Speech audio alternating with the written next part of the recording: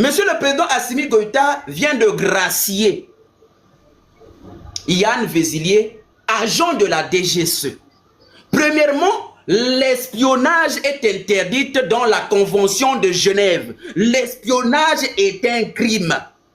L'espionnage est totalement interdit.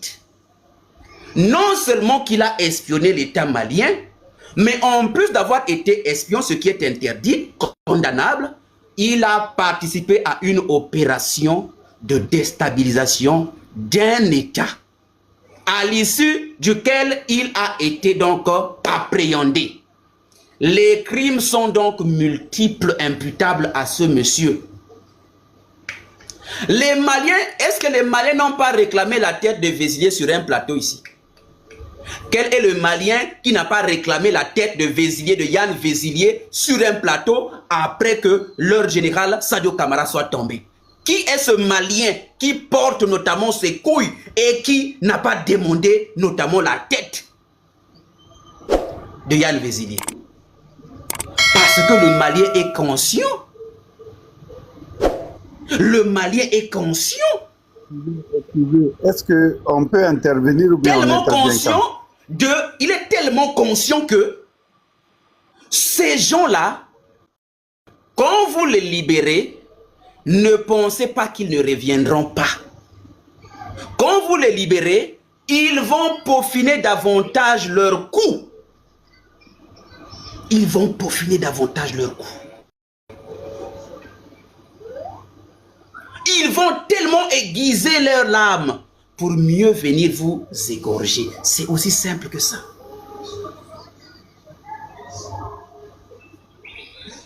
Yann Vézilier a été libéré par le président Assimi Goïta. J'entends des gens qui disent non, il a été libéré en échange de 80 femmes. Dans ce cas-là, c'est sûr que même les militaires aussi qui ont voulu déstabiliser le régime d'Assimi Goïta sont aussi de l'autre bord. Mais pourquoi est-ce que Assimi Goïta n'a pas aussi négocié leur libération en échange d'autres femmes? Pourquoi c'est seulement Yann Vézilier qui semblait être vraiment l'or par excellence, la monnaie d'échange par excellence, au-delà des crimes que ce dernier a commis au Mali?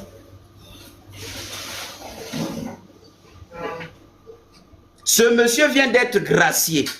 Le scénario là, il n'est pas nouveau. Pourquoi j'ai écrit Yann Vézilier gracié, la répétition du scénario ivoirien?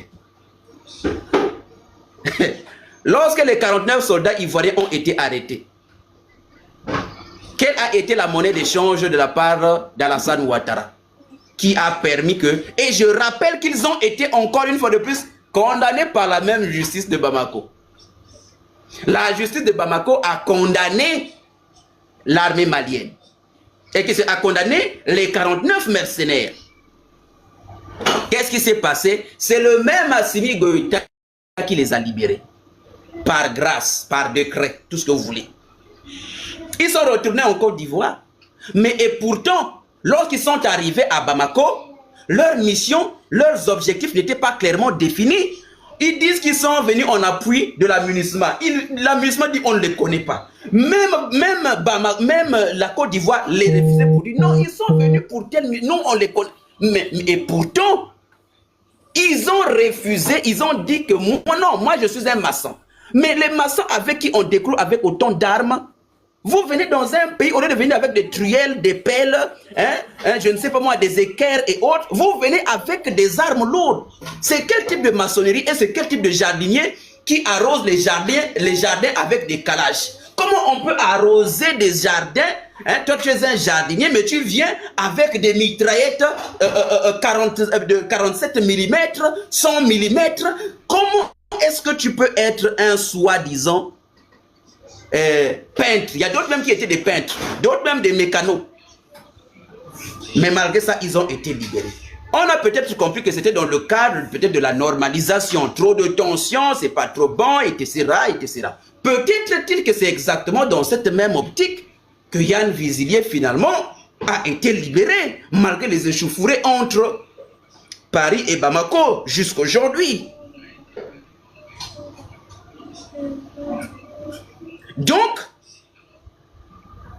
qu'est-ce qui se passe réellement avec Assimi Goïta?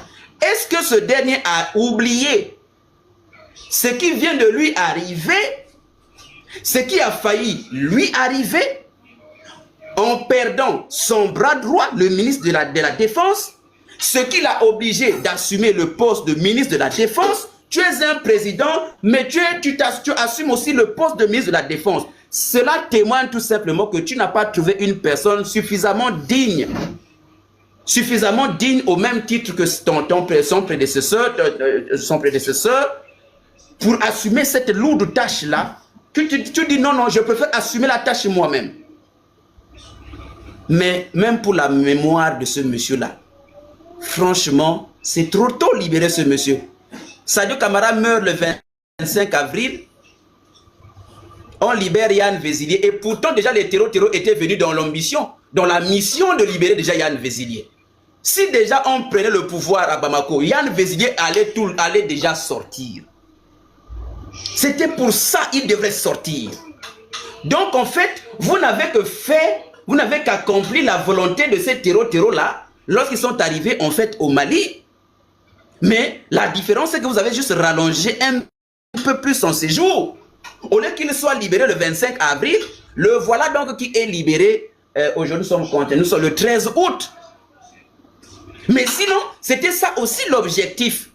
L'objectif des terreaux, de toute cette meute de terreaux-là, était notamment d'obtenir aussi la libération de cet agent de la DGSE française.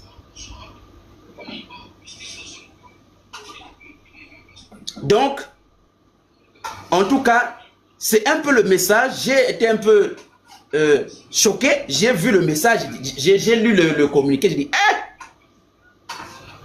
franchement, c'est compliqué.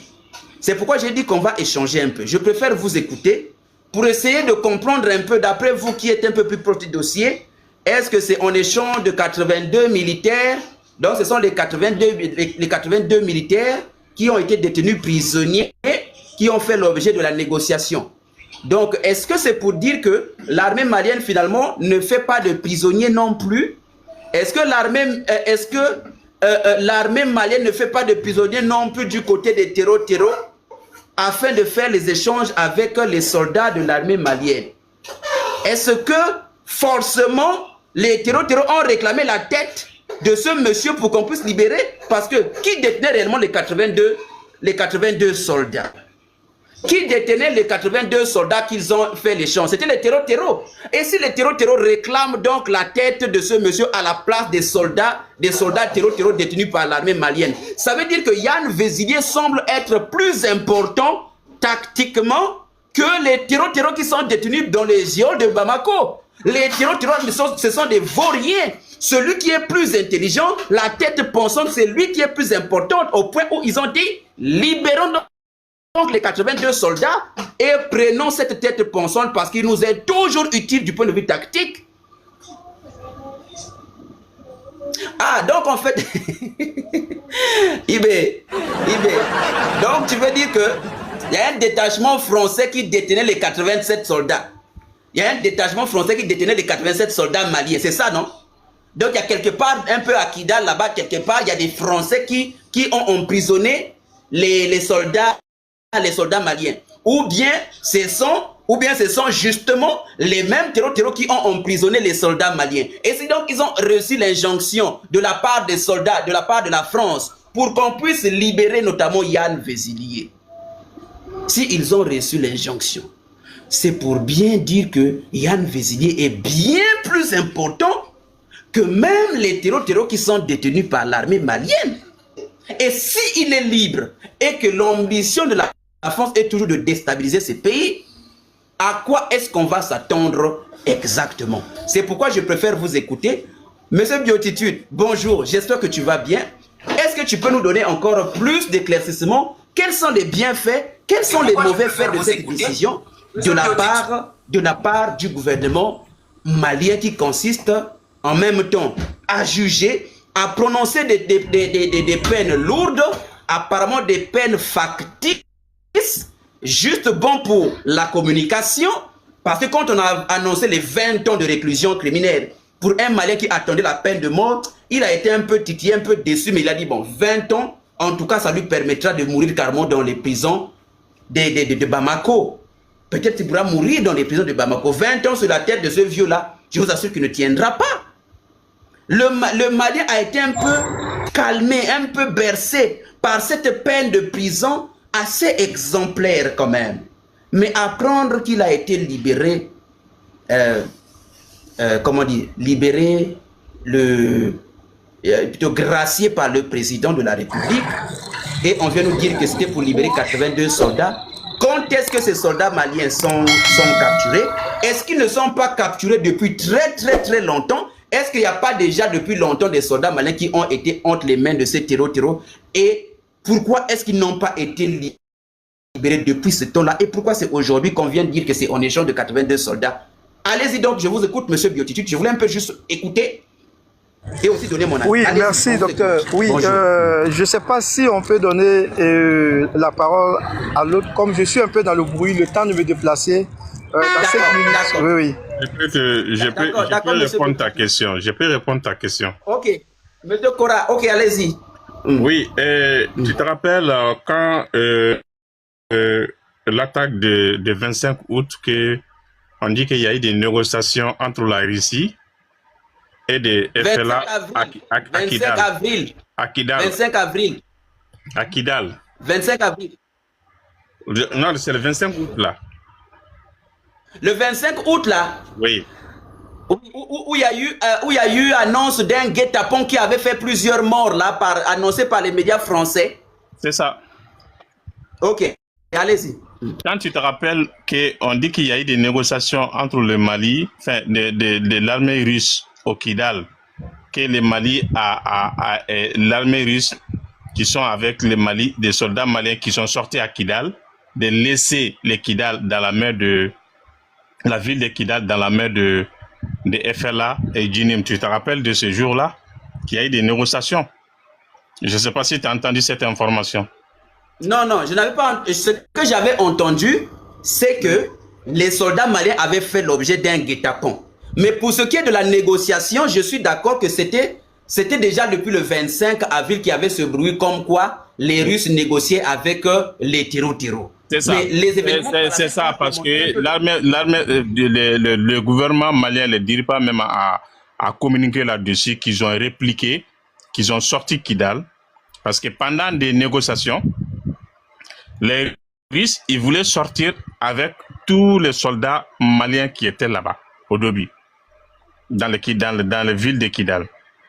Comprenez? Parce qu'il y a, mon neveu même était dedans. Moi, mon propre neveu était dedans, le fils de ma sœur était dedans. Vous comprenez?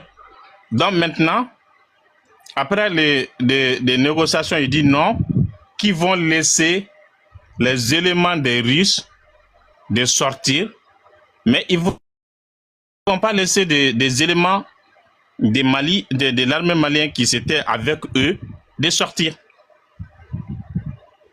Tu comprends? Parce que c'était un jet en fait. Non. Attends. Ça, c'est exactement la communication que France 24, TV5, Monde RFI non, je sais. Attends d'abord, M. Kora, s'il te plaît.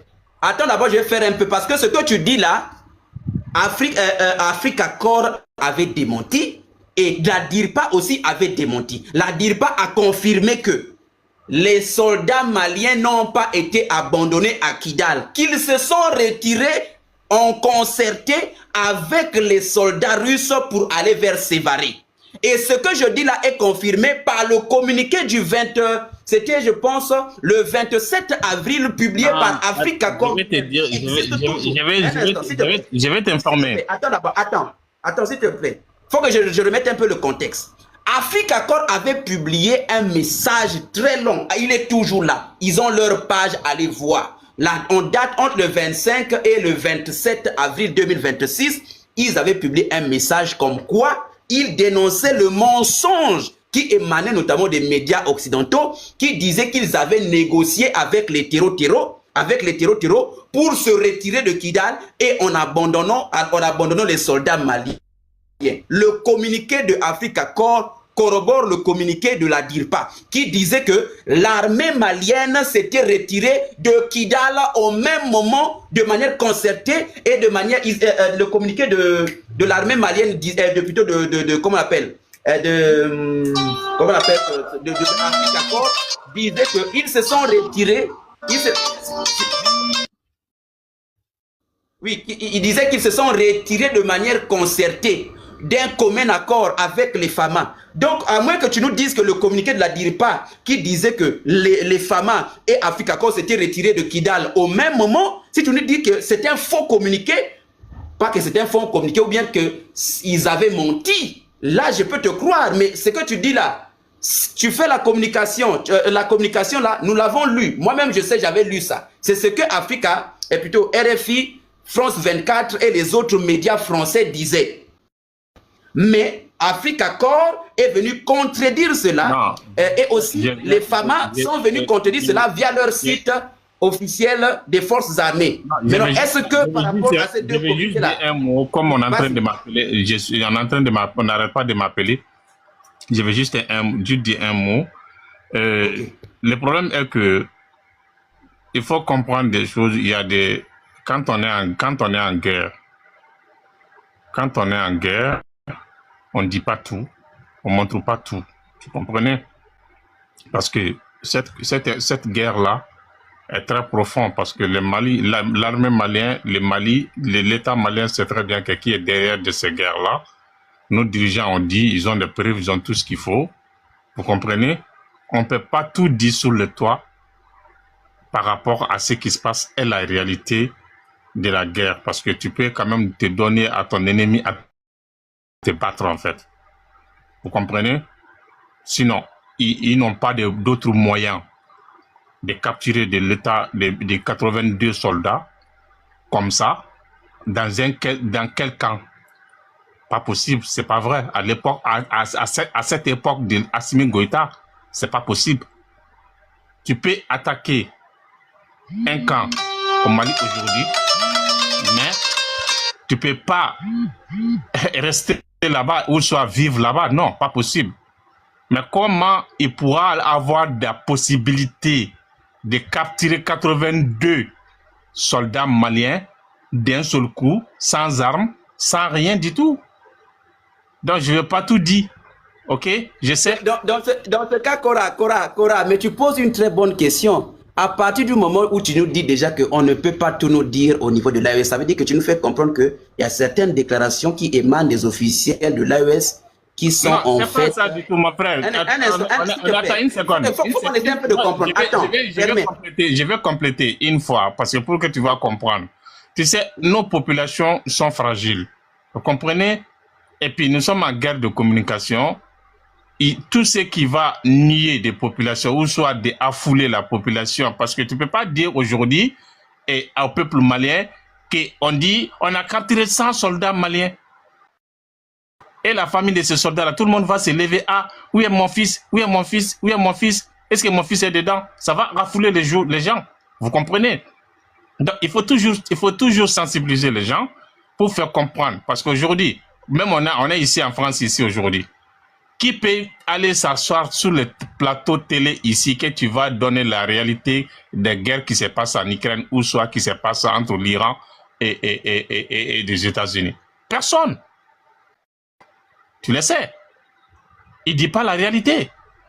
C'est pas parce qu'il ment, non. C'est pour... On est en guerre. Nous sommes en communication. Tout n'est pas bon à dire. Même il y a des vérités qu'on peut dire. Mais ça va être contre toi. Les ennemis vont prendre ça pour Attends, il faut qu'on comprenne. Attends, s'il te plaît, Cobra, tu dis quelque chose de très important. En fait, effectivement, c'est ce que j'ai dit. Il y a des choses qu'on ne dit pas exactement dans un contexte de guerre, parce qu'on dit toujours que dans le contexte de guerre, la première victime, c'est la vérité. Effectivement, ça rejoint ce que tu dis. Maintenant, la question est de savoir, justement, par rapport à ce que tu dis. Donc, tu veux nous faire comprendre que, au nom, justement, de la communication, l'information sur le kidnapping ou l'enlèvement de plus de 82 soldats a été effectivement quelque chose de vrai, mais que ça a été volontairement caché par les autorités du Mali, c'est ça? Des cachés. Non, c'est pas des cachés. Il ne peut pas cacher. Il faut travailler en dessous. L'État malien ne peut pas se lever d'aller bombarder Kidal, étant donné qu'ils savent très bien pourquoi les Kidal, pourquoi on n'a pas encore bombardé tout entier les Kidal aujourd'hui, parce qu'on sait très bien qu'il y a des soldats maliens qui sont là, ou soit il y a des peuples, certains peuples maliens qui vivent là-bas. Donc, il faut faire avec de prudence. Il faut faire avec de bombardements chirurgicaux. Vous comprenez?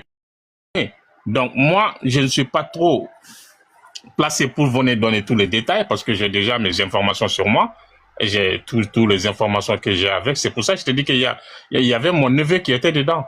Je sais.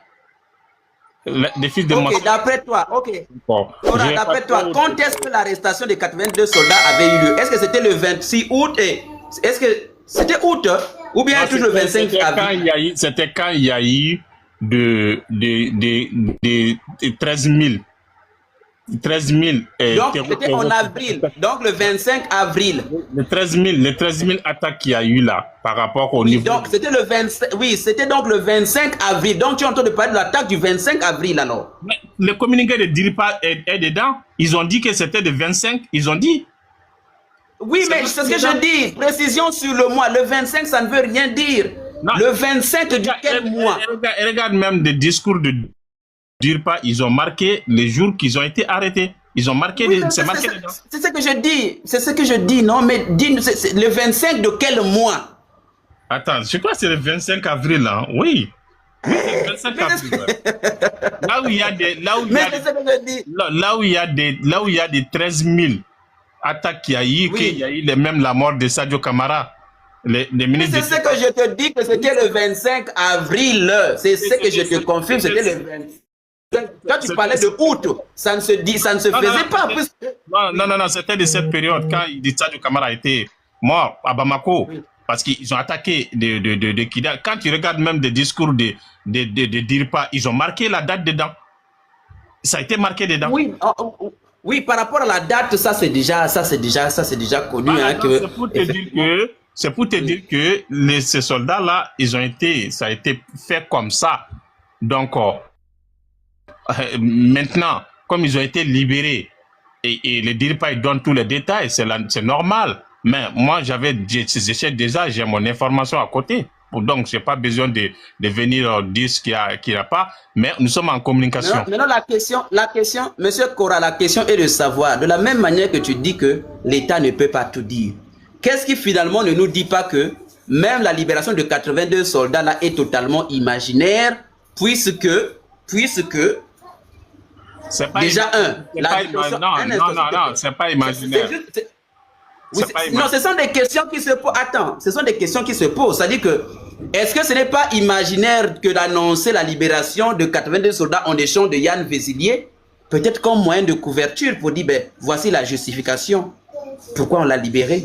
Est-ce que c'était pas ça? Yann, je vais te dire une chose, que tu es d'accord ou pas, depuis l'arrivée d'Assimi Goïta,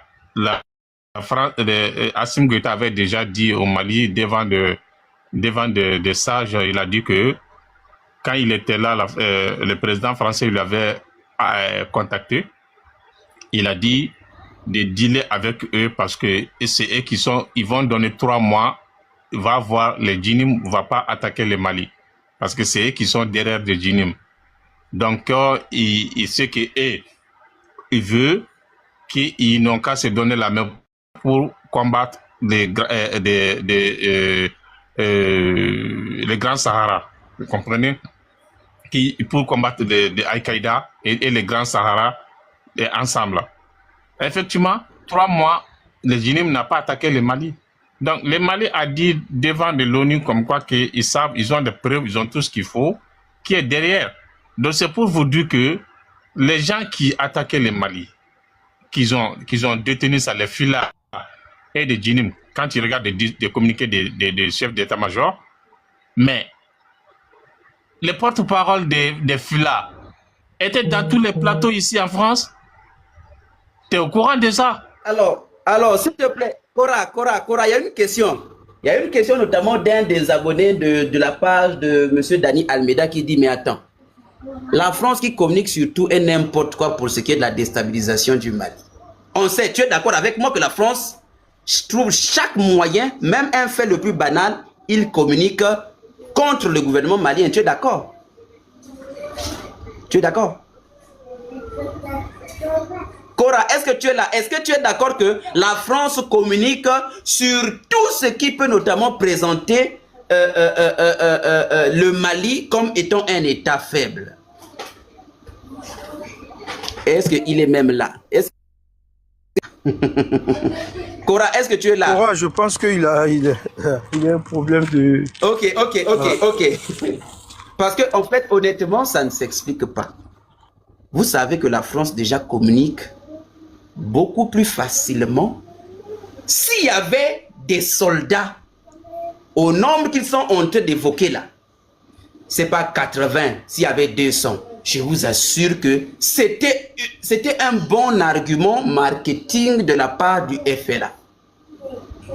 C'est déjà un très bon argument marketing de la part du FLA qui allait se plaire à tous les filmer. Je vous assure. Autrement dit, s'il y avait 82 soldats maliens attrapés, enlevés, ou 200 comme je vois dans certains commentaires ici, si c'était le cas, la France allait se donner un malin plaisir de parler de tous ces soldats qui sont attrapés aujourd'hui au nombre de 82 ou au nombre de 200. Parce que même pour un événement le plus futile, la France est prête à donner des scoops tout simplement pour salir le Mali. Pourquoi est-ce que la France passerait à côté d'une occasion de communication aussi puissante, préjudiciable sur le moral des troupes? C'est la raison pour laquelle les arguments de M. Cora confirment donc que si l'État ne nous dit pas tout, si l'État ne nous dit pas tout, qu'est-ce qui nous dit que ce que l'État dit de la libération des 82 soldats, ce n'est pas une fabrication du même État? En tout cas, ce sont les questions qui sont posées. Monsieur Noussou, allez-y, on vous écoute. Bonjour, comment allez-vous? Oui, bonjour. Bonjour. Comment vous allez, monsieur docteur? Je vais très bien, mon frère. Comment toi, tu vas? Oui, je vais très bien, effectivement. Alors, explique-nous un peu, au regard de ce que tu as entendu de M. Cora, et notamment, toi-même, tu sais comment est-ce que la France appuie sur l'AES aujourd'hui. Chaque fait et geste, c'est l'objet d'une communication de masse. Comment est-ce que la France est-elle passée à côté d'une telle occasion? Étonnamment, on est surpris. On nous apprend que le Mali ne nous dit pas tout. On nous apprend qu'il y avait 82 soldats ou 200 soldats maliens qui étaient attrapés par les terreaux. Bon, finalement, si on ne nous a pas dit ça, est-ce que finalement, là encore, ce n'est pas une autre invention au nom de cette même communication-là? Allez-y, on vous écoute. Ok, merci beaucoup. Sinon, je vous ai bien écouté, je vous comprends très bien. Et que ce que vous dites, je ne suis pas indifférent de vous. Je crois que ce que vous dites, moi, je vous ai compris. Je crois que c'est comme ça. Parce que on essaie déjà, c'est leur manière de faire. Voilà, ils ne disent jamais la vérité. Voilà. Les chiffres aussi qu'ils nous donnent, ils ne nous ont jamais dit la vérité à leur sujet. Pour nous aussi, si c'est nous, nos chiffres... Attends. Mon frère, mais qu'est-ce que tu rentres de raconter là? Attends. Toi, tu es contre le Mali ou quoi? Est-ce que tu es d'abord un soutien de l'AES, toi? Faut que je comprenne un peu. Vous ne m'avez pas compris alors. J'ai dit, je vais repréciser bien. J'ai dit que la France nous a jamais donné un bon chiffre. Quand nous allons perdre au moins 20 soldats, ils vont nous dire que c'est 100, on a perdu 100 soldats. Ils nous ont jamais donné un bon chiffre parce qu'ils manipulent toujours. Ce n'est pas aujourd'hui qu'ils sont dedans. Depuis, il y a des moments que nous ne sommes pas dans les réseaux sociaux, l'information sur RFI et puis France 24 ont été faux, manipulés toujours. Et aujourd'hui, grâce à les gens comme vous, tout se passe bien, vous arrivez à connaître les nombres et les dates pour nous donner et effectivement, vous êtes très bien informés, c'est ça également. Moi, il y a quelque chose qui me fatigue. Est-ce que moi, je peux vous poser une question? Allez-y. Voilà, ok. J'aimerais savoir si vraiment le Mali a troqué 82 soldats contre un seul individu. les Français là qu'elle a. Oui, Si c'est mon réellement fait, frère. Oui. oui, Alors, c'est ce que on dit. C'est ce que l'on dit. ok. Il Merci y a eu beaucoup. libération. Il y a eu échange. Hein. Je pense que ça, c'est d'après la DIRPA. Enfin, je n'ai pas confirmé. Honnêtement, je n'ai pas confirmé. Mais c'est ce que je suis en train de lire. Voilà, ok, Même merci. ici. Voilà. Donc, c'est ce que je suis en train de lire. Donc, ils ont parlé de 82 soldats libérés pour un seul. Voilà. Voilà, Allez-y. d'accord, ok. C'est ce que moi-même j'aurais appris aussi. Donc, ça veut dire que ce que vous dites est vraiment réel. Bon, c'est pas 100%, mais on peut au moins 80%. Pour moi, hein, moi, je crois à ça 90% parce que j'avais ça à ma possibilité et je vois à ma possession et je vois que vous aussi, vous avez ça. Voilà pourquoi je suis monté. Parce que si réellement c'est ça, si c'est vraiment ça, c'est une preuve pour montrer que c'est la France qui nous attaque. C'est la France qui forme ces terroristes et que c'est la même France qui organise l'attaque contre le Mali 100%. Et rien n'est doute dedans. Ce sont des preuves palpables. C'est des preuves qu'on ne doit même plus parler. Donc c'est eux, ils ont accepté. Si eux ne sont pas des terroristes, comment les terroristes vont prendre des soldats maliens et ils vont demander la libération d'un agent français pour libérer un seul soldat français et libérer 82 soldats maliens. C'est pour la France, c'est pas pour les terreaux, non pas pour les terreaux. C'est un agent français. Donc ça prouve, les preuves là sont déjà bonnes, suffisamment que tout le monde doit comprendre aujourd'hui, on ne doit plus discuter sur ça. C'est la France qui attaque l'AIS 100%. Que ça soit clair dans la tête de tout le monde. Mais la question demeure. Comment tu justifies? Donc, on dit qu'il y a 82 soldats. Hein? Je suis encore en train de confirmer cette information encore. Mais comment tu justifies donc? Est-ce que d'après toi, cette libération est-ce que ça ne met pas à mal, la justice même du Mali, qui semblait avoir prononcé une peine exemplaire? Est-ce que la peine elle-même n'était pas une instrumentalisation politique? Est-ce que nous ne sommes pas dans ce cas de figure-là? Est-ce que réellement, cette peine-là, ce n'était pas juste un stratagème pour le faire condamner, montrer aux gens que le processus est bien suivi, pour ensuite le libérer par grâce présidentielle? Est-ce que le chemin n'était pas déjà bien tracé pour M. Yann Vézilier? Allez-y. Ok. Bon, comme moi, je peux bien vous répondre parce que moi, je crois que c'est un peu... Parce que bon, moi, l'information aussi, moi aussi, j'ai dit que je crois à 90%, c'est pas 100%. Donc, c'est un peu pas trop 100% pour pouvoir justifier d'une manière pour donner un avis. C'est que non, vous attends. Yann Vézilier, lui, a été libéré. Tu peux être sûr à 100% déjà. Pour Yann Vézilier, il a été libéré. Maintenant, c'est pour les 80, pour les 82 là, que tu as raison de dire que c'est dans les pincettes, hein, c'est entre les pincettes, on ne sait pas si c'est vrai. Mais sinon, pour lui, là, c'est confirmé qu'il a été libéré, 100%. 100%, il a été libéré. Même s'il a été libéré, voilà. Peut-être avec le nombre de 80, moi je suis sûr qu'ils ont versé un somme. Ça, c'est des choses qu'on ne dit pas comme ça. Je prends un exemple sur le Burkina Faso qui avait les agents français. Quand on les a libérés là, on nous a pas dit. C'est avec le temps, après au moins c'est une semaine, 2 semaines après, on a découvert après 2 semaines que non, ils ont versé des sommes colossales pour pouvoir libérer ces agents là. Vous voyez, moi je suis sûr que c'est pas ces 82 là seulement, je suis sûr que l'agent là, je suis sûr que la France a vraiment mis du paquet parce que les Français ne vont jamais pardonner Macron de laisser ces gars-là, un Français dans la main. Oui, mais nous sommes. Mais donc tu penses que si la France voulait notamment monnayer la libération, c'est vraiment seulement aujourd'hui que la France a décidé de monnayer vraiment avec tous les moyens? N'avait-elle pas l'argent avant pour payer? Qu'est-ce qui a donc changé à ce moment-là? C'est ça la question. Qu'est-ce qui a réellement changé? Allez-y. Bon, ce qui a changé, selon moi...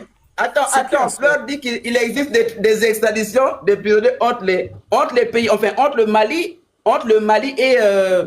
et notamment la France. C'est ça, c'est au nom de cette coopération-là.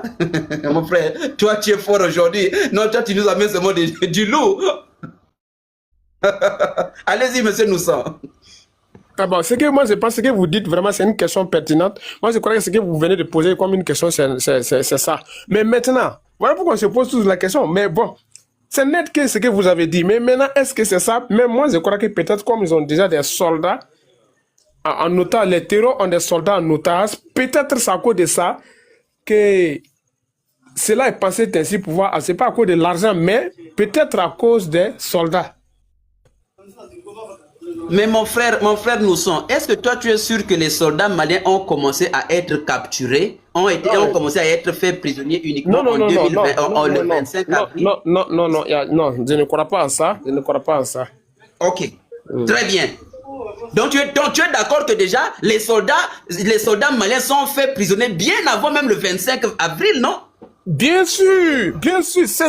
Mais non, oui, mais dans ce cas, alors qu'est-ce qui a donc changé? Puisqu'il y avait déjà des soldats depuis avant même le 25 avril, et il y avait des soldats après le 25 avril, peut-être même que le mois dernier, les FLA ont peut-être encore fait de nouveaux prisonniers.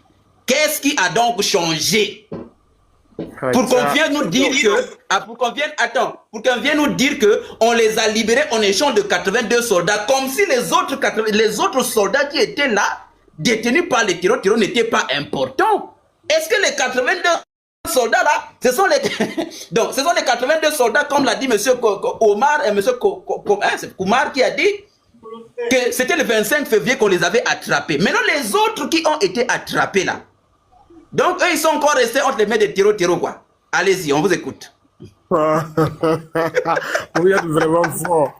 Tellement vous êtes puissant. Non, personne ne m'a jamais attrapé comme ça. Je crois que je ne me suis pas trop informé. Donc vraiment, je vous respecte. Je vous respecte, chapeau à vous. Voilà. Jamais, docteur, je vous assure que je n'ai jamais monté sur panel pour poser des questions. On ne m'a jamais posé des questions qui m'ont vraiment perturbé comme ça. Mais vraiment, vous êtes vraiment fort. Je vous tire mon chapeau. Je vais aller faire des recettes. Non, champion, non, toi, c'est vraiment ça. Monsieur Noussa, non, c'est pas ta faute. Tu n'as pas la relation s'infuse. C'est un panel d'échange. Ouais, non, je reviens. C'est un panel d'échange, ne t'en fais pas. Au contraire, je suis content d'échanger avec toi sur ça et ton honnêteté, c'est ça qui me plaît. Donc, je suis vraiment... En fait, ça démontre juste le niveau de curiosité et de logique dans cette affaire. Ça nous permet réellement d'avoir quand même des bases pour se dire, mais est-ce que ça devrait être fait? Donc, on se pose juste des questions. Tu n'es pas pourtant, en tout cas, mon frère, obligé d'avoir toutes les réponses. C'est pas possible. Mais tu comprends déjà le manque de logique dans cette affaire. Tu comprends que quelque chose déjà ne va pas. Parce que si on nous annonce que les 82 soldats ont été attrapés le 25, qu'en est-il des autres soldats qui avaient été attrapés avant? Est-ce qu'ils ont été déjà finis? Tout, il n'y avait pas de survivants? Alors, on va donc écouter Monsieur Omar. Bonjour Monsieur Omar. Oui. Monsieur Biotitude, oui. Tu as maintenant la volonté de parler, vas-y mon frère. Oui. Merci beaucoup, docteur, merci. Et merci aussi à notre frère et nous. Voilà, merci.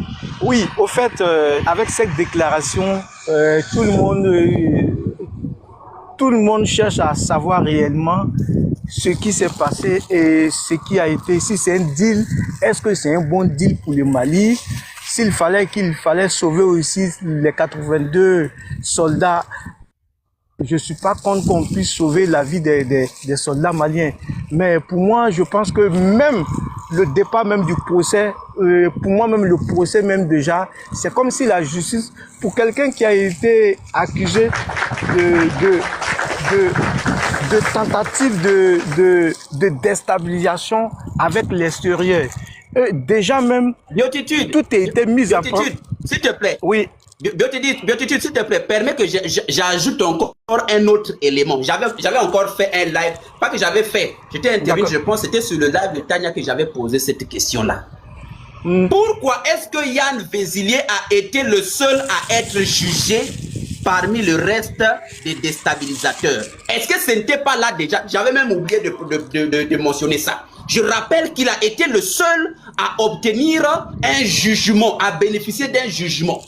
Tous sont en détention préventive jusqu'aujourd'hui. Il a été le seul. est-ce que ça, c'était pas déjà un prémisse qui démontrait que les cartes sont déjà, les dés sont déjà jetés? Souvenez-vous de cette période, hein, il a été le seul à avoir été condamné pour 20 ans. Moi, j'avais même posé la question, quelles sont les sentences des autres? Ils n'ont pas bénéficié, ils sont toujours sans jugement aujourd'hui.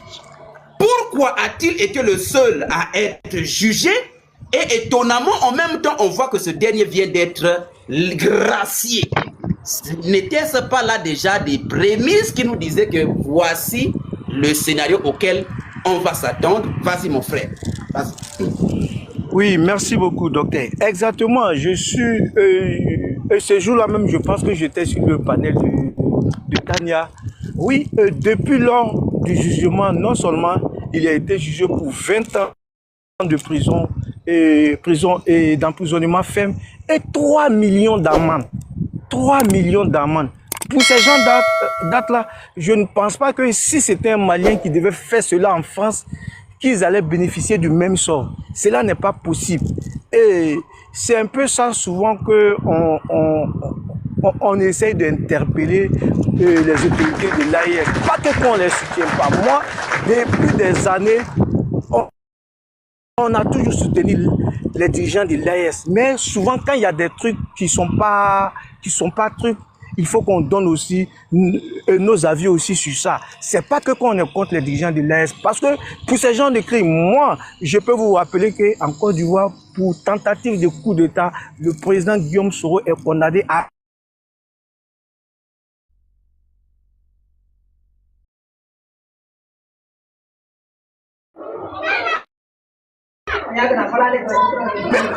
pour quelqu'un qu'on prend, non seulement qui n'est pas malien, qui n'est pas de l'Afrique de l'Ouest, on puisse le condamner à 20 ans de prison avec 3 millions d'amendes. Bon, je ne sais pas, c'était la décision de la justice, au moins, même si tous les Maliens n'étaient pas satisfaits de cela.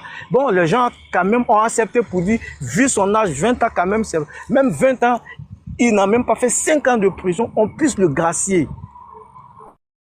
En échange, tous ceux qui font des analyses, c'est-à-dire que, parce qu'il y a eu 2 communiqués, il y a eu un premier communiqué pour annoncer d'abord la libération des 90 soldats et 1 heure après encore, il y a eu maintenant le 2e communiqué pour la libération de ce monsieur. Bon, toute personne qui fait des bonnes analyses savent que déjà qu'il y a quelque chose quand même, qu'il y a un lien forcément avec la libération de ces 82 soldats. Si c'est pour sauver les soldats, je ne suis pas pour voir les soldats maliens tomber au fond, non. Tout le monde veut les voir de sang et souffle. Mais si c'est un deal, pour moi, ce n'est pas un bon deal. Parce que Yann a été condamné et a été saisi par la justice malienne bien avant les événements du 25 avril. Et tout le monde ici se rappelle que il y a eu un moment, les autorités françaises même ont annoncé publiquement que vouloir négocier avec les autorités maliennes pour la libération de Yann, et les autorités maliennes ont purement, simplement rejeté cette demande. Et ça aussi, ça a été public. Ça a été public. Ça a été public.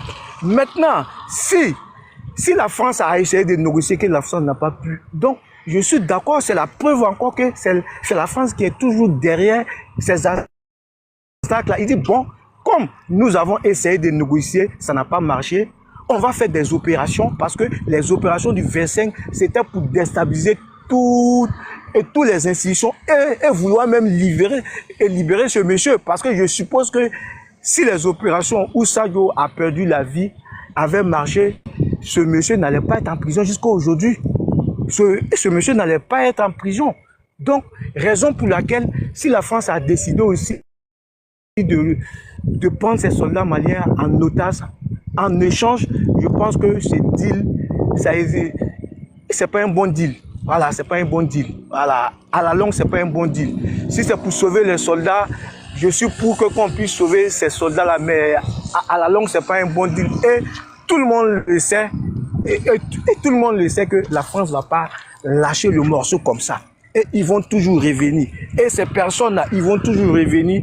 Si Et si ça doit se passer ainsi, ils se diront que oui, on s'en va. Si ça marche, c'est ça. Et ça va marcher. Si ça marche pas aussi, on fera tout aussi pour mettre tous les mécanismes en place afin de pouvoir trouver un consensus de libération. Allez-y. Donc, ces mêmes personnes vont venir. Même si demain, il y a une autre proposition et pour une autre personne comme Yann, je pense que cette personne va accepter parce que ici, il sait qu'en conclusion, il y aura quand même un deal, il y aura forcément un échange. Et il ne va pas bénéficier du même traitement que les autres. Donc, ils vont toujours avoir l'envie de revenir.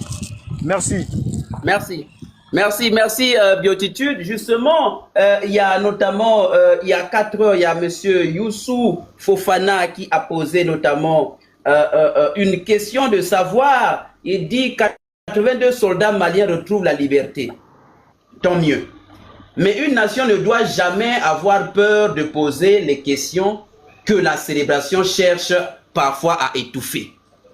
Il dit, la liberté de nos soldats est une victoire humaine. Mais en politique et en guerre, chaque victoire apparente mérite d'être interrogée sur son prix, ses conséquences et son lendemain. Il ajoute, le président de la transition peut se réjouir d'avoir récupéré 82 hommes. Mais le peuple est en droit de demander qu'ont obtenu ceux qui les ont détenus. C'est ça la question. Il dit oui, qu'ont obtenu ceux qui les ont détenus. Car dans une guerre, rien n'est véritablement gratuit.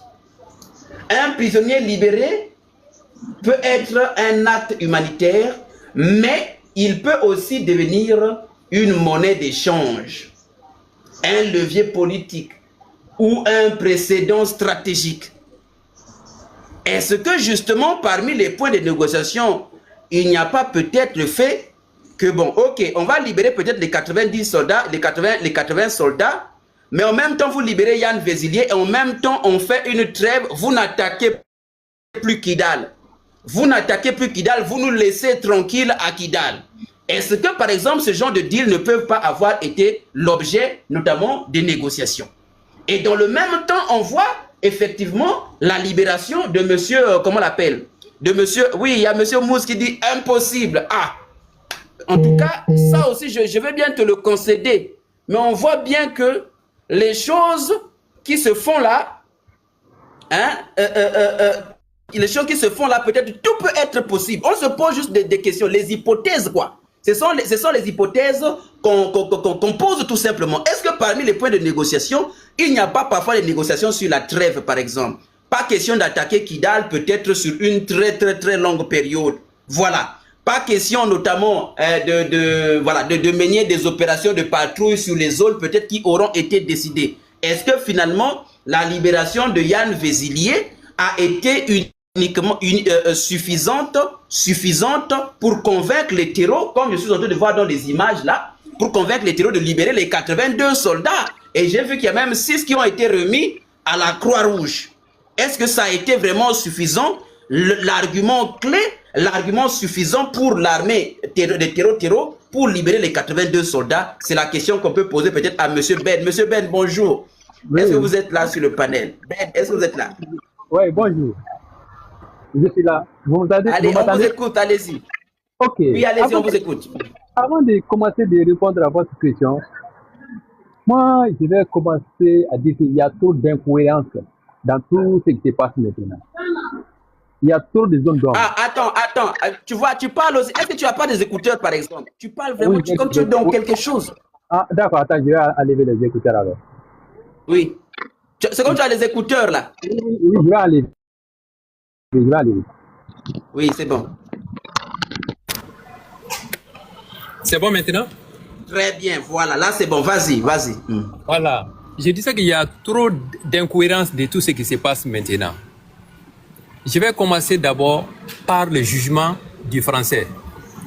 Parce que le monsieur, il était complice. Il faisait partie. Comment on peut juger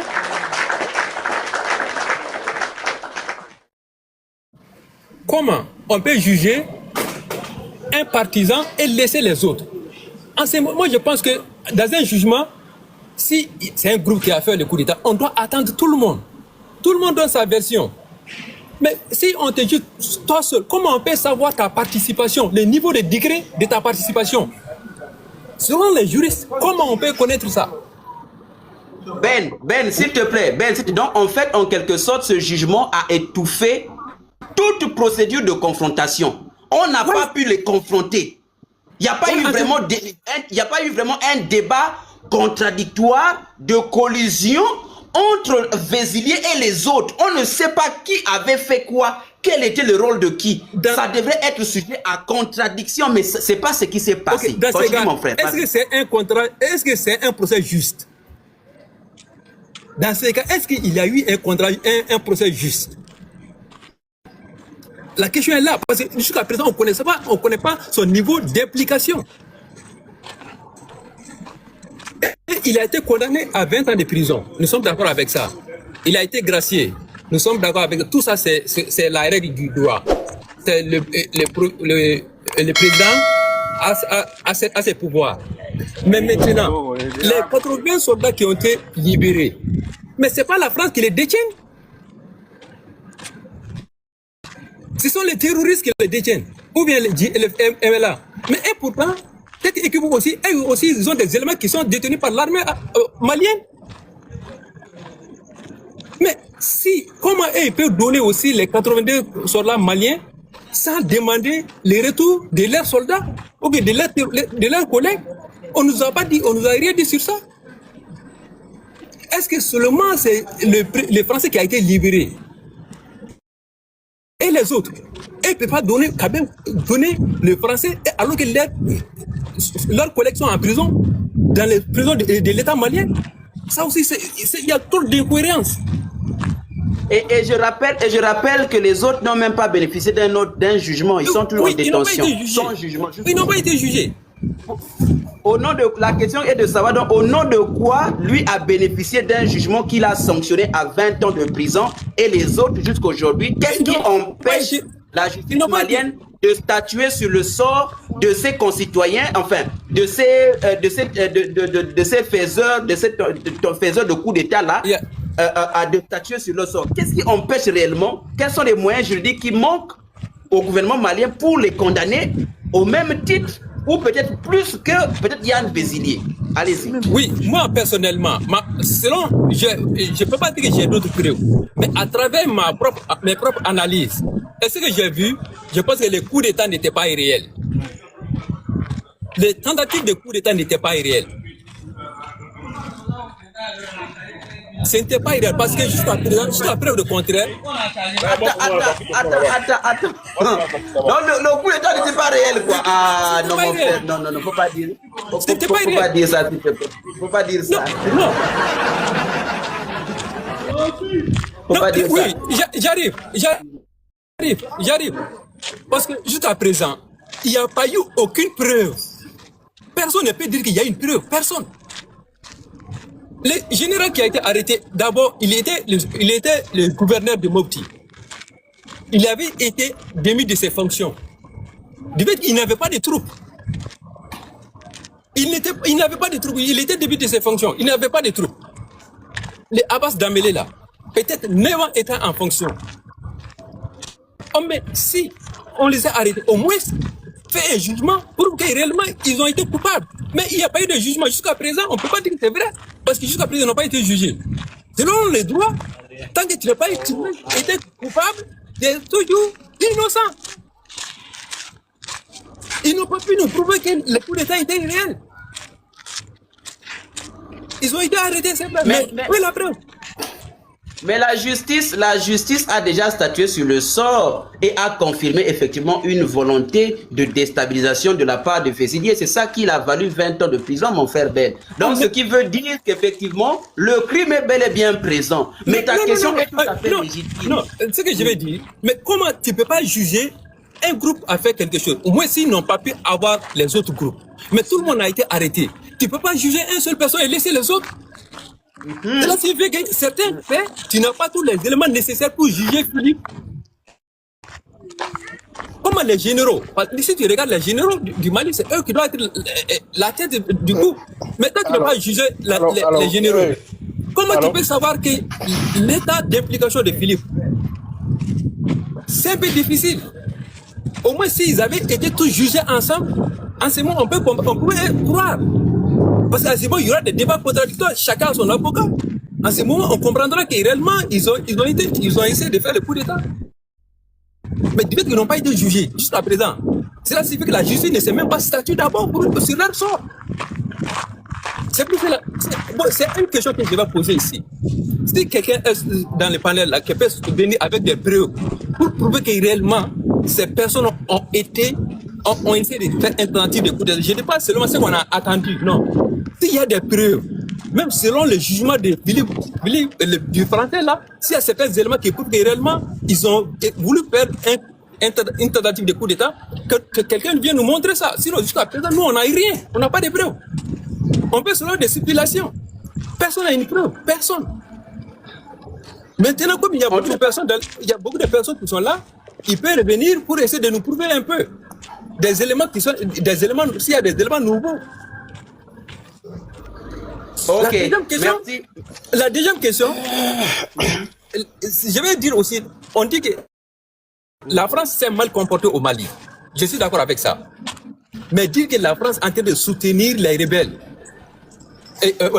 les terroristes, la France ne peut pas faire ça. Parce que s'ils font ça, ça va retourner contre eux-mêmes. Si vous avez... Mon gars, ça c'est vrai. Hein? Mon gars, ça c'est vrai. Parce qu'on a vu le journaliste rentrer le 25 avril. Il ne faut pas nier ça. Pourquoi il est arrivé à ça? Non, attends, laisse-le d'abord parler, s'il te plaît. Il est en train de chuter, tu vas prendre la parole. Je vais prendre un exemple. Avec la guerre en Syrie, les rebelles, les djihadistes qui étaient en Syrie, c'était même djihadistes qui traversaient la frontière pour venir faire des attentats à Paris et à Bruxelles. Ensuite, ils retournaient aller faire la guerre en Syrie. Il y avait des Bruxellois dedans. C'est leur méthode, il fait double jeu. Oui, c'est ce que j'ai dit. S'il te plaît, Souleymane, pardon, s'il te plaît, attends d'abord. Tu vas prendre la parole. S'ils donnent des armes à ces choses, à ces terroristes-là, ils vont embattre même les avions de ligne. Du fait que c'est un peu difficile de croire que les Français vont aider les terroristes. Ils se sont mal comportés. Ils se sont mal comportés. Ben. Oui. Bon, je comprends ce que tu dis, mais en même temps, tu ne peux pas être insensible devant les faits. Parce que déjà, la preuve, si Yann, est-ce que tu es d'abord d'accord que Yann Vézillet, c'est un Français? Il est français, oui. Servi de secret français. D'accord. Maintenant, les terreaux là, qui ont été détenus par... Ils ont été détenus par qui? Les 82 qui ont été libérés, ils étaient détenus par qui? Ils n'ont pas donné c'est ceux qui n'ont pas donné d'explication. Par exemple, parce que j'ai des articles qui disent que c'est le FLA qui les a libérés. Hein. Voilà, le FLA, c'est libéré des terroristes. Oui, qu'ils ont libéré les terroristes. Voilà, c'est le FLA. Donc, on dit ici, le Front de libération de l'Azawad a annoncé la libération de plus de 80 militaires maliens faits prisonniers de guerre à Kidal.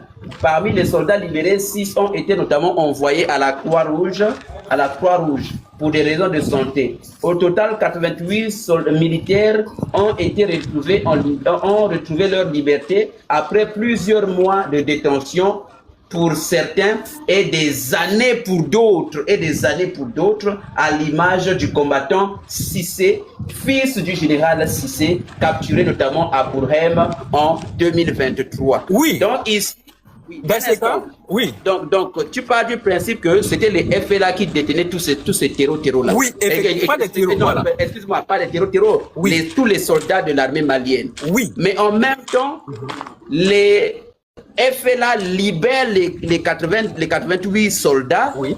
Et en même temps, ils obtiennent de la part, notamment du Mali, la libération de Vézillier. Or, Vézillier, lui, c'est déjà un Français. Et en plus, il est un agent de la DGSE française. Oui. Ça veut dire que la libération de Vézillier intéresse bien plus la France que même le MNLA ou le FLA. Est-ce que tu es d'accord aussi avec ça? C'est cette question que j'ai posée. Parce que j'ai dit, Oui, attends. oui. Oui, je viens. Mais si tu es d'accord avec ça, donc tu comprends que si la libération de Vézilier arrange la France et qu'en même temps, elle arrange les terreaux, tu comprends que sur la libération de Vézilier et les terreaux et la France ont un terrain d'entente. Si ça arrange la France et les terreaux, tu comprends qu'ils ont... Il y a une erreur là-bas. Les djihadistes, les terreaux, ils ont aussi l'air... S'il te plaît, ferme un peu le micro, s'il te plaît. Je ferme ton micro, tu es en train de marcher. Non, je marche pas. Non, c'est pas toi, biotitude, je dis pas la biotitude, vas-y. Ok. Je dis qu'il y a une erreur là-bas. Les prisonniers de FLA et les prisonniers des terroristes sont différents. Les terroristes ont leurs propres prisonniers militaires. Non, oui. Non, c'est les mêmes sauces, Soulé, attends, tu as parlé. C'est pas ça, Soulé. Les terroristes travaillent avec le FLA. Le FLA n'est qu'un miroir, s'il te plaît. Le FLA n'est qu'un miroir qui permet justement, puisque le FLA aujourd'hui est présenté comme un mouvement d'autodétermination à l'intérieur du Mali. Notamment, c'est ça même qui permet à la France d'avoir comme une forme de légitimité de soutenir le FLA, parce que le FLA n'est pas vraiment taxé en tant que groupe terroriste, c'est plutôt un groupe rebelle indépendantiste. Yes. Donc tous les terrors se cachent, se cachent derrière ce drapeau, comment dire, cet étendard d'indépendantistes pour légitimer leurs actions. Et c'est ça qui fait que, notamment, quand le FLA, on a déjà vu comment est-ce que le FLA a travaillé en connivence avec le JNIM, avec Al-Qaïda, avec toutes ces organisations terroristes à l'intérieur du Mali. Donc, le détenu, et si tu es d'accord même, attends, j'ai donc une question à te poser pour corroborer, pour qu'on soit un peu d'accord. Le 25 avril, qui a attaqué le Mali? Qui a attaqué le Mali? Les deux, les djihadistes et les rebelles. Ah, donc ça veut dire que les rebelles n'étaient pas vus comme des ennemis. Je vais te donner un peu. Laisse-moi échanger d'abord avec Ben. S'il te plaît. Je vais faire un peu. Ben. Non, je vais te faire un peu d'historique. Oui, je vais te faire un peu d'historique. Oui, allons un peu doucement, mon frère. Donc, tu es d'accord que le FLA et les terreaux ont livré un assaut sur le Mali. Tu es d'accord? Oui, je suis d'accord avec ça. Mais alors, qu'est-ce qui a donc fait que les terreaux et les soldats, les terreaux et les, comment on les appelle déjà, les séparatistes, le FLA ne puissent pas profiter de cette occasion pour s'entretuer, puisque ce sont des ennemis. Pourquoi ils ne se sont pas entretués? Ils ont livré une... C'est ce que je vais te dire. Oui. En 2012, lorsque ça a commencé au nord, les rebelles et les djihadistes, ils ont fait le même pacte. Depuis en 2012. Ok. Ils ont fait le même pacte. Et ils ont attaqué le Mali ensemble. Attends, je vais finir. Ils ont attaqué le Mali en même temps. C'est-à-dire qu'ils travaillaient ensemble. Lorsque Tombouctou est tombé, Kidal est tombé, Gaou est tombé, maintenant, du fait qu'ils ont les objectifs différents, parce que les terroristes voulaient appliquer la charia, alors que les rebelles, ils voulaient seulement leur indépendance. Maintenant, ils se sont bagarrés et les terroristes ont chassé les rebelles du Mali. Ils ont quitté, ils étaient à Tombouctou, ils étaient en Algérie et en Mauritanie. Jusqu'à présent, ils ont leur camp là-bas. Maintenant, j'arrive, je vais te donner l'histoire. Yeah. Maintenant, les terroristes avaient quitté le Mali. Ils étaient en Algérie et en Mauritanie. Maintenant, lorsque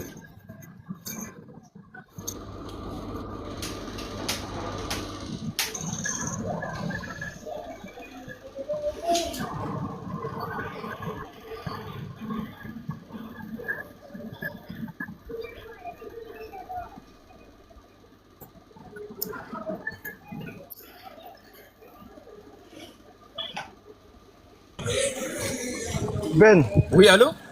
Je pense que oui, Ben, je pense que tu ne parlais pas, Ben. Ben, oui. Attends, oui, au regard de tout ce que tu viens de dire, monsieur Ben, Au regard de l'histoire même que tu relates, tu comprends que il y a des alliances qui se tissent entre le soi-disant groupe de libération de l'Azawad avec les terreaux. Donc, ils s'entendent quand ils combattent les intérêts communs. Donc, de la même manière que tu as vu le 25 février, ils ont combattu ensemble. C'est la raison pour laquelle tu ne les as pas vus s'entretuer. Donc, les soldats maliens qui ont été faits prisonniers à Kidal, tout comme dans d'autres endroits, par exemple, c'était des butins de guerre et de terreau et du front de libération de l'Azawad. Donc tous ces soldats-là, c'était des butins du front de libération de l'Azawad avec les terreaux, puisqu'ils ont mené l'opération de manière conjointe. Voilà. Donc à partir de ce moment, je suis d'accord avec ça. Et je suis d'accord avec ça. Tu es d'accord avec ça, tu comprends le lien important entre la France et le front de libération de l'Azawad et par ricochet entre la France et les terreaux. Parce que je te rappelle qu'ils ont même bénéficié des renseignements de la France pour mener cette opération sur la ville, notamment sur le Mali, sur plusieurs villes au même moment. C'était une opération bien préparée, aidée par la France. Je vais laisser finir l'analyse que j'avais commencé. En ce moment, entre les terroristes et les rebelles, ils ne se sont pas entendus sur le pouvoir. Les rebelles n'étaient pas forts. Ils ont été chassés par les terroristes. Mais la question n'est pas là. Ne termine même pas. Non. La question n'est même pas de savoir comment ils se sont... Le fait que tu as déjà établi qu'ils tissent des pactes, le reste là, c'est un autre débat. Ici, on est en train de parler, par exemple, de ce monsieur-là qui a été libéré, mais avant qu'il ne soit libéré, avant que le communiqué de la DIRPA ne voie le jour, il y a d'abord eu l'annonce de la libération de 88 soldats maliens par le Front de libération de l'Azawad.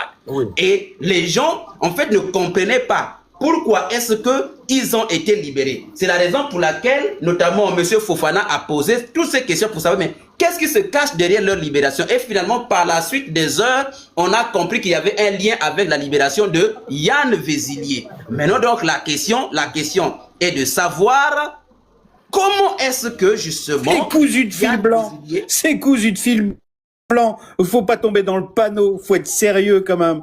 Vous pouvez pas. Vous n'avez pas compris. Attendez, monsieur Thierry, s'il vous plaît. Vous voyez, vous êtes monté automatiquement. Donc, ne semez pas, si vous voulez discuter, ne semez pas la zizanie dans le panel. Je sais, je connais déjà, je connais votre bord. Mais ne gâtez pas. J'entends de telles stupidités que je peux pas rester, vous comprenez, je peux pas rester. Au revoir. Oui, mais ok, d'accord. Ok. Voilà. Ok, donc, on continue. Voilà. Alors, Monsieur Black, on va donc... merci beaucoup, Ben. Mais en tout cas, les questions restent en suspens. Mais on va quand même écouter Monsieur Black. Qu'est-ce qui se passe, Monsieur Black, toi qui es un Malien? Quelle est donc ton appréciation face à la libération de Monsieur Yann Vézilier, qui, je le rappelle, a été le seul à avoir bénéficié d'un procès? Aucun des autres instigateurs du coup d'État ou de la tentative du coup d'État n'a été jugé jusqu'à aujourd'hui. Est-ce que c'est pour dire que l'État malien manque d'instruments juridiques pour juger les autres Maliens, les autres instigateurs, et a eu uniquement les instruments juridiques pour juger uniquement un Français? Et étonnamment, on voit que ce dernier a été libéré. Est-ce que sa libération n'a pas été préparée depuis son jugement? Allez-y, on vous écoute. Bonsoir docteur. Bonsoir, j'espère que tu vas bien mon cher frère. Salut à toi et je salue tous les panélistes, tous ceux qui nous écoutent en fait. En fait, voilà, j'étais même presque prêt à aller au lit parce que je dois me lever le matin un peu tôt. Mais j'étais obligé quand même de monter pour donner mon point de vue concernant votre sujet, mon cher frère. Parce que je pense que c'est... voilà, je pense que c'est l'ordre du jour en fait, c'est important. Voilà, vous l'avez dit, hein, qu'est-ce que je pense de libération de ce monsieur-là en question, alors qu'il était censé d'être accusé dans la même procédure que monsieur Abbas Dembélé, que Nema aussi est beaucoup beaucoup d'autres. Le plus connu, je vous dis ici que Abbas Dembélé, il n'est pas n'importe qui dans l'armée malienne. Il n'est pas n'importe qui. Non, c'est un monsieur de haute gradé.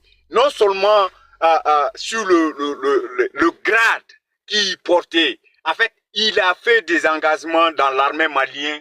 En fait, c'est un monsieur qui a le niveau.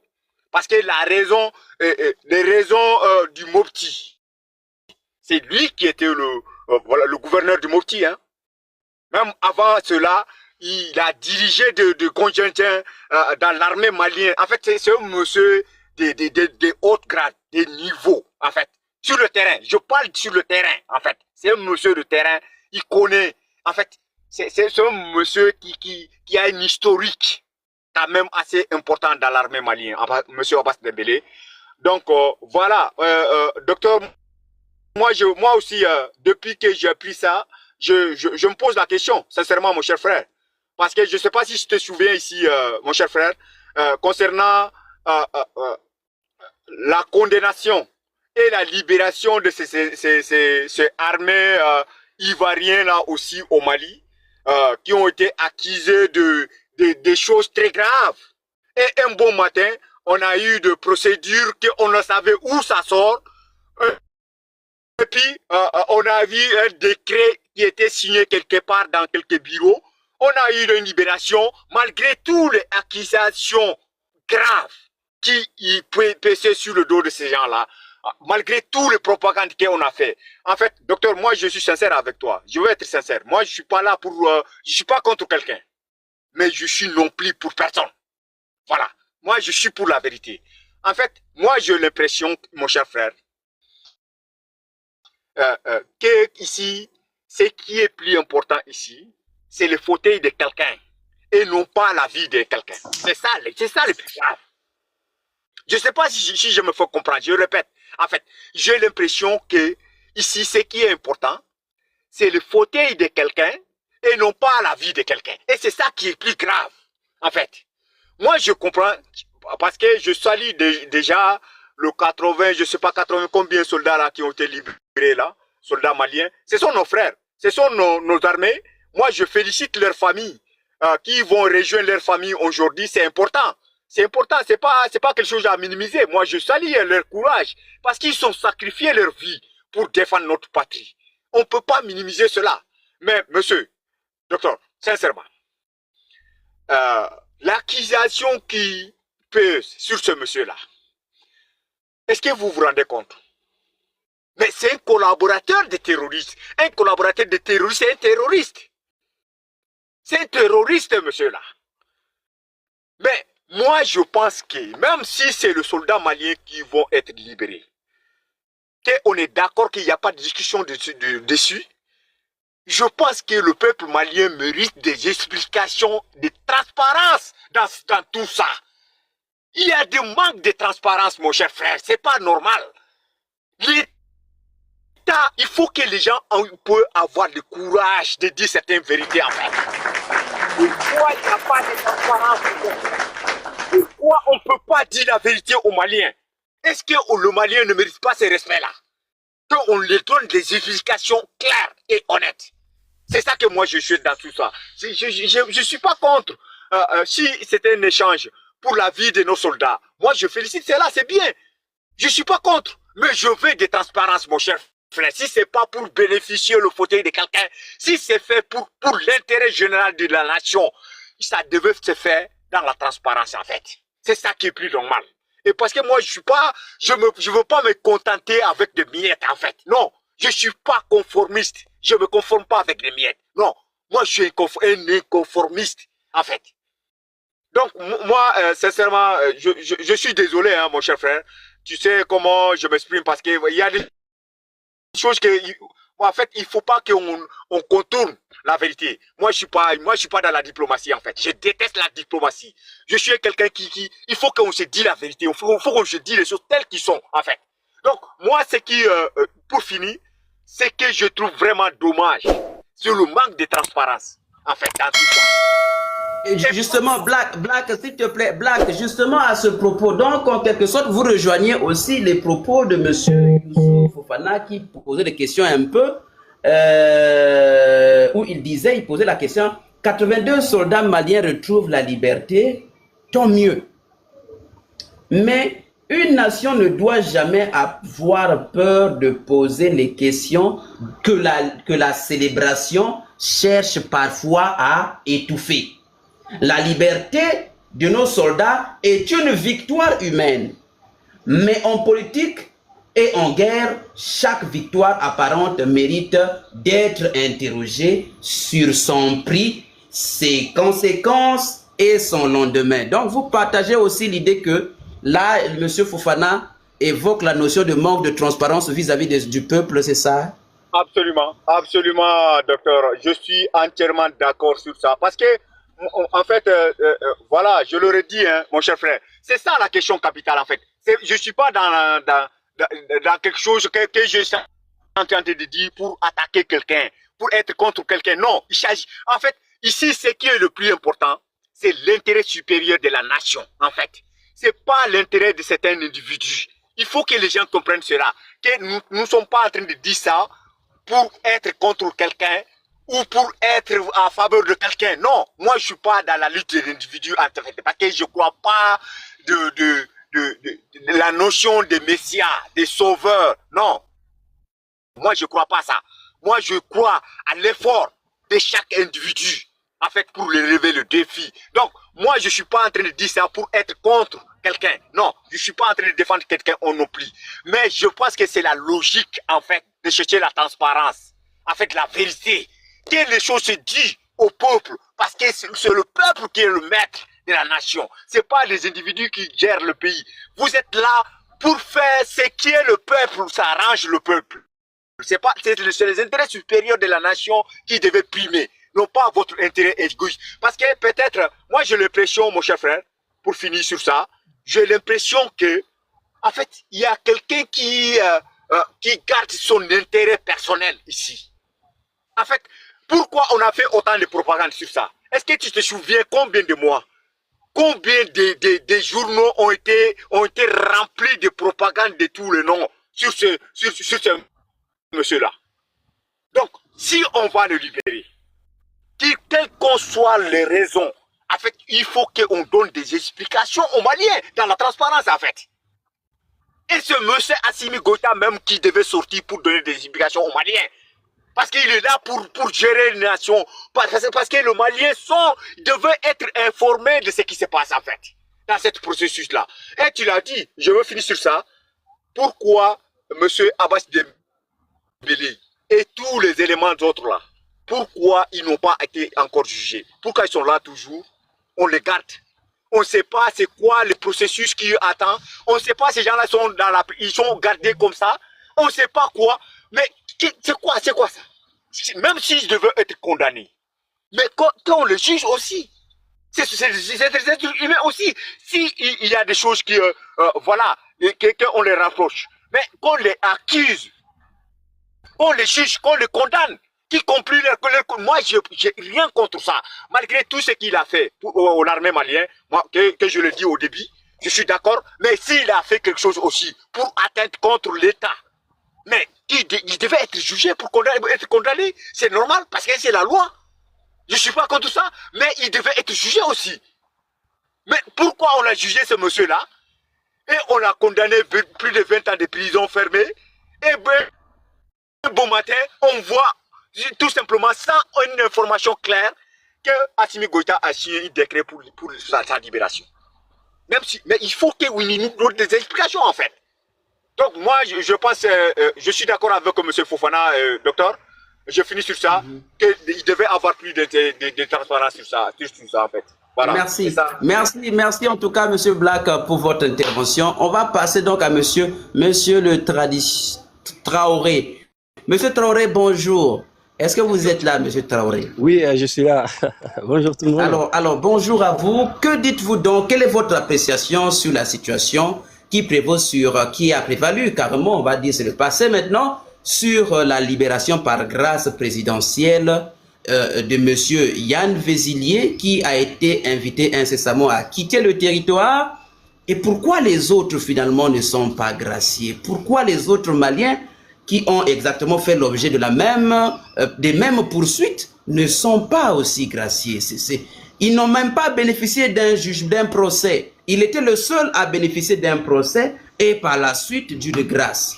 Est-ce que finalement, tous les procès au Mali se soldent notamment, même pour le cas de déstabilisation du territoire, se soldent toujours par des grâces? Qu'est-ce qui se passe réellement et quelle est votre appréciation? On vous écoute. Allez-y. Merci beaucoup. Je pense que le débat est passionnant. Donc, merci pour tout le monde. Je pense que les gens qui ne veulent pas comprendre, peu importe ce que tu exposes, ils cherchent toujours des arguments, en fait. Par exemple, j'ai écouté certains nombre de personnes qui disaient qu'il n'y a pas assez de transparence. Il faut expliquer au peuple ce qui s'est passé, pourquoi M. Johan Barthez a été libéré. Même si on leur donne des explications, ils trouvent des voies et des moyens pour débattre par rapport à la vision et la décision étatique, en fait. Donc, ça a été toujours comme ça.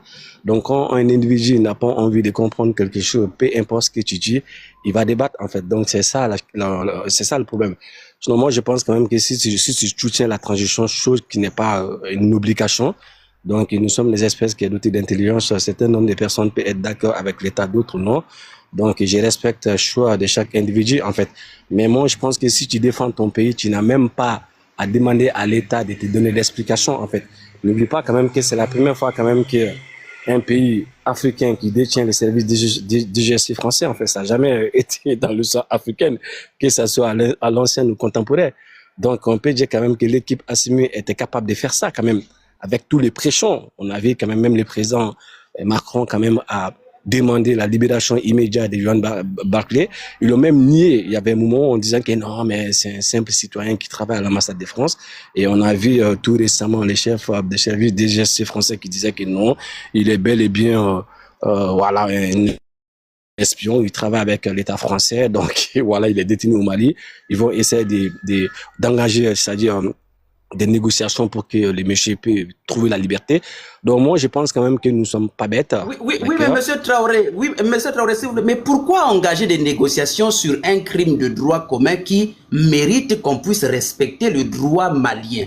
Pourquoi est-ce que pour ce qui est notamment des Blancs, on doit chercher des négociations alors que ce dernier a commis un crime de droit commun? Il a voulu déstabiliser toute une nation. Ça, c'est un crime suprême. Pourquoi est-ce que ça doit se solder forcément par des négociations au lieu d'une condamnation pure et dure, comme cela a déjà été le cas par la justice malienne qui a prononcé une peine? Et justement, ça me rappelle encore. Ah, je suis sûr que Madame Nathalie Yamb va générer encore une vidéo qui avait averti que, en tout cas, nous espérons, et d'ailleurs, elle avait fait l'objet d'un lynchage même.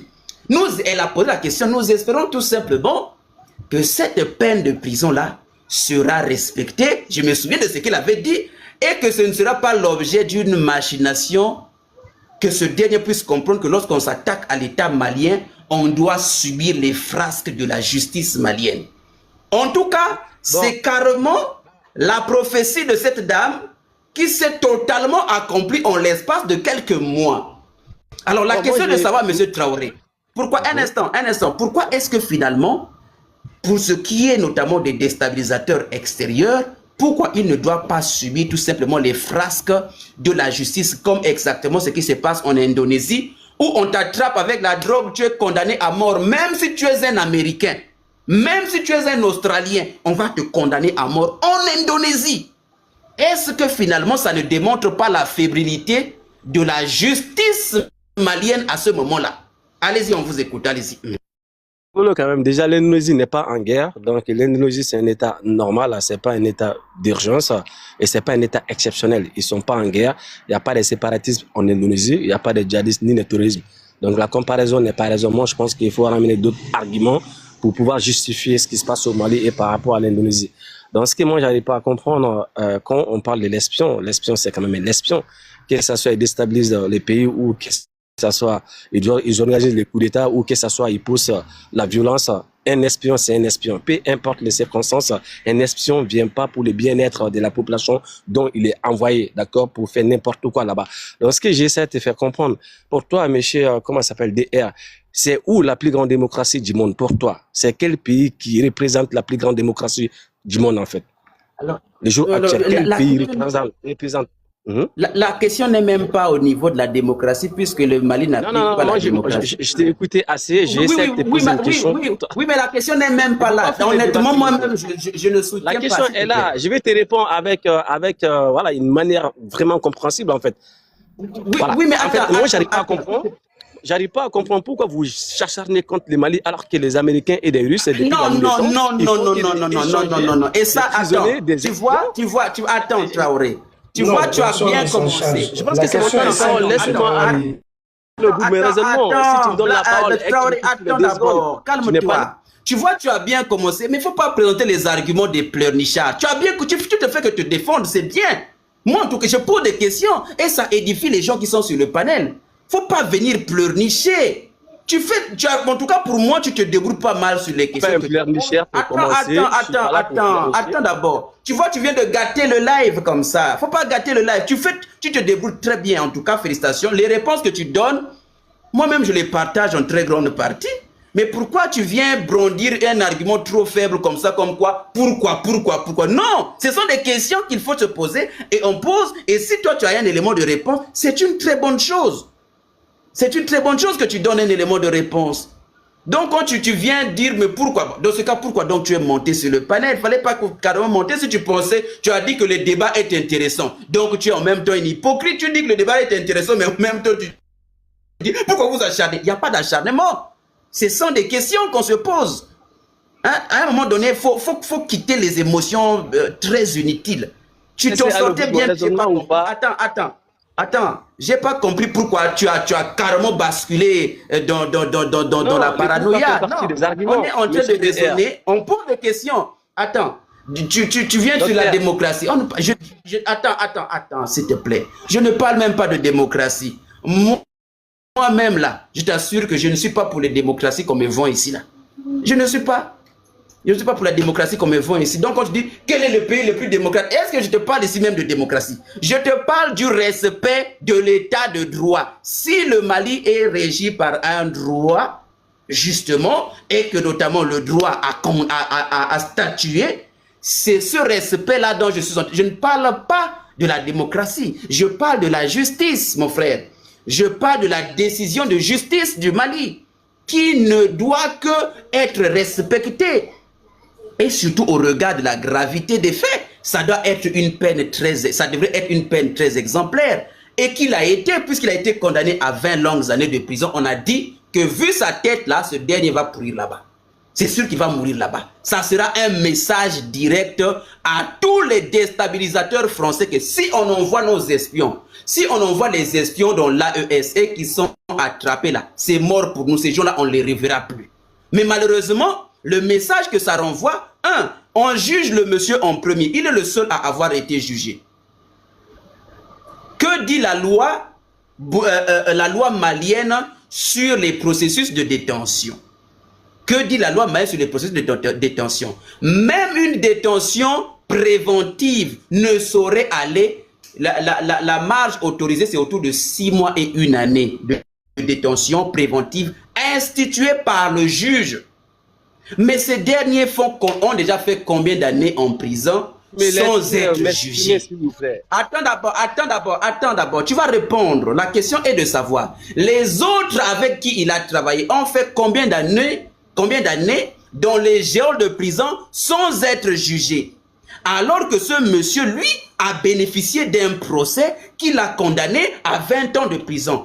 Est-ce que la justice malienne manque des éléments juridiques, des bases juridiques, ou se voit-elle incompétente pour juger les autres, les NEMA et les autres militaires qui se sont notamment attaqués aux institutions voulant déstabiliser l'état du Mali? C'est ça les questions qui sont posées, auxquelles on s'attend à des réponses édifiantes de ta part. Pas des pleurnicheries ici en tout cas. Ça, tu ne connais pas le live ici. Ça, c'était un live très amer. Tu vois, des gens même qui insultent sur le panel. Parce que justement, il y a des choses qui sont parfois dites sur ce live qui n'arrangent pas beaucoup.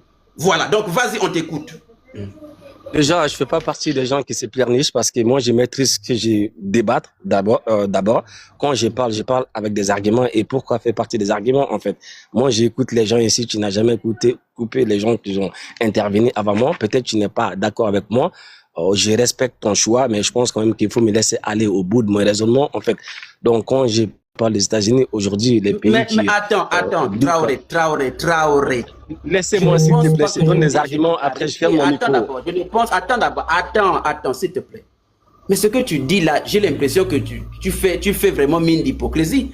Tu as parlé... Non, mais justement, tu t'es arrêté lorsque tu dis que quand tu vous attaquez au Mali. Non, on ne t'attaque pas au Mali. Attends, s'il te plaît. Tu peux me laisser finir au moins et tu réponds. Il faut que tu parles du principe. Attends, tu m'as coupé du principe que tu as la liberté de répondre. S'il te plaît. Ne viens pas avec les arguments des faibles comme quoi on s'attaque au Mali. Tu ne connais pas, tu ne connais même pas. Je suis désolé, peut-être intellectuel. Mais attends, tu vas répondre. Ne viens pas avec les éléments comme quoi ça c'était un live qui attaque le Mali. Tu n'as même jamais participé au live que j'organise ici. Tu ne connais même pas le live ici. Tu es monté pour la première fois. Donc tu ne connais pas l'esprit du live. Tu ne connais pas l'esprit quand j'anime un live. On n'a pas besoin de l'esprit pour débattre en fait le sujet. Justement parce que tu ne connais pas, il ne faut pas donc présenter les arguments. Il ne faut pas donc présenter les arguments qui sont faibles. Il faut tout simplement défendre ta position. C'est ça qu'on a besoin. Quand tu dis tout à l'heure, s'il te plaît, est-ce que tu peux aller droit au sujet? La question est posée. Bien sûr. Ok, attends, je reprends d'abord la question. Attends. Je reprends donc la question pour qu'on y aille vite. Il n'y a que moi qui te fais ça parce que je ne suis pas d'accord avec vous. S'il te plaît. Je comprends pas. Je ne suis pas... Tu fais ce que tu veux. Mais attends d'abord, s'il te plaît. Je ne peux pas être d'accord avec toi, tout comme tu ne peux pas être d'accord avec moi. Mais les questions, quand je pose les questions, si tu n'es pas capable de répondre, tu dis, ah là, je ne peux pas répondre. Tu fais juste preuve d'honnêteté. Il ne faut pas venir t'acharner. Déjà, tu ne m'as même pas posé des questions. C'était mon temps de parole. Allez-y, on vous écoute. Allez-y, on vous écoute. La question est de savoir, s'il vous plaît, allons un peu droit. S'il vous plaît, monsieur, je reprends donc la question. Reprenons donc la question. Est-ce que vous pouvez nous expliquer pourquoi est-ce que les Néma et les autres n'ont pas été jugés jusqu'à aujourd'hui? Ils n'ont pas bénéficié d'un procès. Et pourquoi est-ce que Vézilier a été le seul à être jugé, à être condamné à 20 ans et en même temps pour finir être libéré quelques mois plus tard? Qu'est-ce qui s'est donc passé et qu'est-ce qui empêche les autres là d'être jugés, notamment au Mali? C'est ça la question qui est posée. Si vous pouvez bien aller à la réponse, moi je vous laisse parler. Allez-y, on vous écoute. Je ferme mon micro. En fait, monsieur, bon, après, je comprends votre position, il n'y a pas de problème, je respecte votre choix. Et quand tu disais tout à l'heure que pourquoi l'État malien a jugé monsieur Yohan, il n'a pas jugé Néma, machin et tout, en disant que peut-être l'État malien ne dispose pas de la capacité nécessaire pour juger Général Néma et Abbas. Mais n'oublie pas que nous, on a déjà jugé un président, un ancien président de la République dans notre pays, en fait. C'est pas un individu qu'on sera incapable de juger pourtant. On est l'un des rares pays africains qui a jugé un ancien président de la République. Alors que les autres pays africains envoient leurs chefs d'État à ces pays.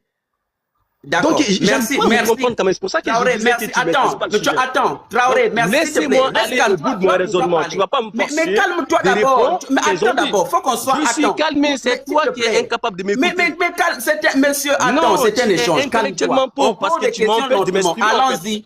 Allons-y, attends d'abord. Non, ça fait 5 fois que tu me coupes la parole. Attends, mais calme-toi. Non, je suis désolé. Mais je suis calmé. Tu m'as donné la parole, tu coupes, tu me comprends. Tu as dit des bonnes choses. J'ai besoin de comprendre les bonnes choses que tu as dit. Tu as dit vraiment des choses très intéressantes. Mais attends d'abord. Attends d'abord, s'il te plaît. Je pose la question. Tu as dit que vous avez déjà... C'est pas un débat en fait. Non, les débats n'est pas c'est un débat. C'est juste toi qui n'essaie pas de comprendre les questions. Attends.